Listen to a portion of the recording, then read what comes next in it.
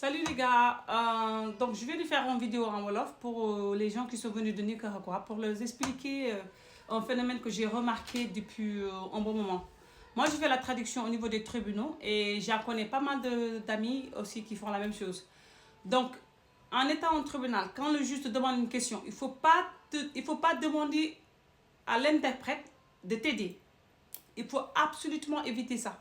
Parce que ce qui se passe, c'est j'envoie des gens, quand le juge te demande ton histoire, c'est par rapport à quoi? Là, il se tourne et dit à l'interprète, ah, qu'est-ce que je dois le dire?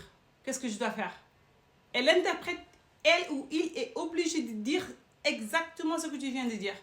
J'ai eu 2 ou 3 cas qui sont arrivés. Il y a le gars qui disait à l'interprète, moi, j'ai 2 asiles. Donc, je ne sais pas quelle histoire je dois donner. Et l'interprète s'est retourné et dit au juge, même chose. Et le juge a dit, comment ça 2 asiles? Là, le hearing a été arrêté immédiatement. Donc, et il y avait un autre cas. Ils ont amené leur propre interprète, mais l'interprète, ils étaient en train de discuter. Et l'interprète essayait d'aider le gars. Et dans ce cas aussi, c'est interdit parce qu'il y a quelqu'un d'autre qui est en train d'écouter la conversation. Et si la conversation se vérifie et qu'ils disent qu'ils voient que là, tu n'es pas en train de dire la vérité, ça va être un problème. C'est pourquoi beaucoup de cas sont en train d'être révoqués ou bien denied. Je ne sais pas comment... mais il faut éviter arrêter de demander d'aide aux gens qui sont là pour interpréter. Tout ce qu'ils font, c'est ils sont en train de... Ils doivent répéter exactement ce que tu as dit au juge ou bien à l'avocat de l'immigration. Mot par mot. Il faut que la répétition. Ils n'ont pas droit à t'aider. Même si tu dis que quelle couleur tu portes, tu dis que c'est noir et ils savent que c'est bleu. Ils ne vont pas te corriger. Ils vont répéter ce que tu as dit.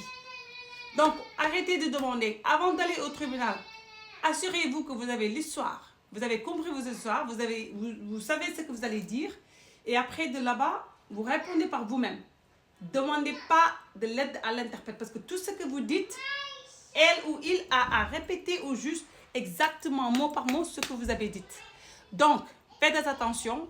Il y a le pays qui est en danger. Parce qu'il y a beaucoup de gens qui sont en train de se faire déporter ou je ne sais pas quoi. Je voulais seulement faire cette vidéo pour aider quelques gens.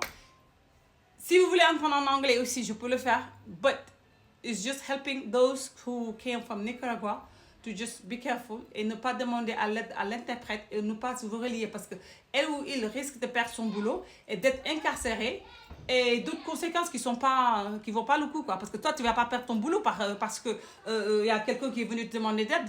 Elle aussi ou il aussi il va pas perdre son boulot parce qu'il veut seulement te répondre une question. Il faut être logique quand même.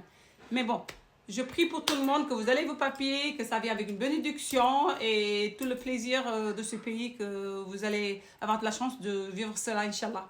Ok, si vous avez d'autres questions, vous n'avez qu'à demander. Après, on va essayer de voir comment est-ce que vous pouvez vous assister plus maximum possible. Merci, ciao.